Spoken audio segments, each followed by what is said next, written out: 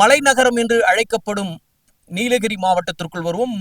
நீலகிரியை பொறுத்தமட்டில் தற்போது 3 தொகுதிகளை உள்ளடக்கியது நீலகிரி மாவட்டம். அந்த வகையில் குன்னூர், கூடலூர், உதகமண்டலம் ஆகிய 3 தொகுதிகளை உள்ளடக்கியதுதான் நீலகிரி மாவட்டம். இந்த குன்னூர் தொகுதிக்குள் முதலில் பார்ப்போம். குன்னூர் தொகுதியை பொறுத்தமட்டில் கடந்த 2016 அதிமுக அதன் தோழமை கட்சிகள் வெற்றி பெற்று வலிமை சேர்த்தது என்றதான நிலை இருக்கிறது. 2021 திமுக அதன் தோழமை கட்சிகள் வெற்றி பெற்றது என்பதான நிலை இருந்து கொண்டிருக்கிற நிலையிலும் கூட தற்போது 2026 தேர்தல் களத்தில் திமுகவும் அதன் கூட்டணிக்கே மிகப்பெரிய அளவிலான வாய்ப்பு இருக்கிறது என்றே பார்க்க முடியுது களப்பணி நிலவரங்கள்.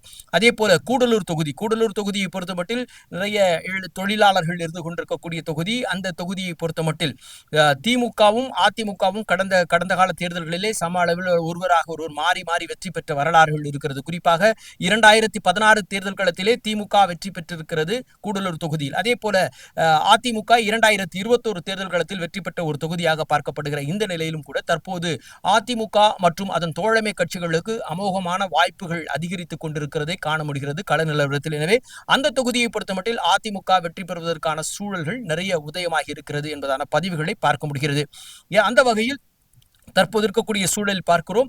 உதகமண்டலம் தொகுதியை பொறுத்தமட்டில் தொடர்ந்து அது திமுகவின் தன்னுடைய கோட்டையாகவே வைத்துக் கொண்டிருக்கிறது. தொடர்ந்து திமுகவும் அதன் தோழமை கட்சிகளும் அங்கே தொகுதி பங்கீடுகளின் போது ஒதுக்கீடு செய்யப்பட்ட கடந்த கால வரலாறுகள் இருக்கிறது. அந்த வகையில் திமுக 2016 வெற்றி பெற்றிருக்கிறது. அதே போல 2021 திமுகவே கூட்டணியும் அதன் கூட்டணி கட்சிகளும் வெற்றி பெற்றிருக்கிறது என்பதான பதிவுகள் பார்க்கும்போது தற்போது உதகமண்டலம் தொகுதியை பொறுத்தமட்டில் திமுகவின் கூட்டணியில் இருக்கக்கூடிய காங்கிரஸ்க்கு வேட்பாளர் களமிறக்கப்பட்டிருக்கிறார். எனவே திமுக வலிமையான மக்கள் செல்வாக்குகள் 5 ஆண்டுகால ஆட்சிகள் கிடைத்திருக்கிற நட்பலன்கள் அதனெல்லாம் பறைசாற்றும் விதமாக காங்கிரஸ் வேட்பாளர் வெற்றி பெறுவதற்கான வாய்ப்பு இருக்கிறது. உதகமண்டலம் தொகுதியை பொறுத்தமட்டில் காங்கிரஸ் வேட்பாளர் வெற்றி பெறுவதற்கும் திமுகவுக்கு அங்கு கூடுதலான வலிமை இருப்பதையும் பறைசாற்ற முடிகிறது. மக்கள் அப்படிப்பட்ட எண்ண நீரோட்டத்தில் இருந்து கொண்டிருக்கிறார்கள் என்பதான பதிவுகள்.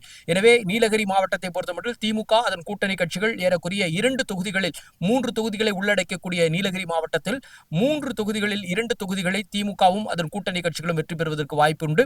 மற்ற ஒரு தொகுதியை அதிமுகவும் அதன் கூட்டணி கட்சிகளும் வெற்றி பெறுவதற்கான வாய்ப்பாக இருக்கிறது.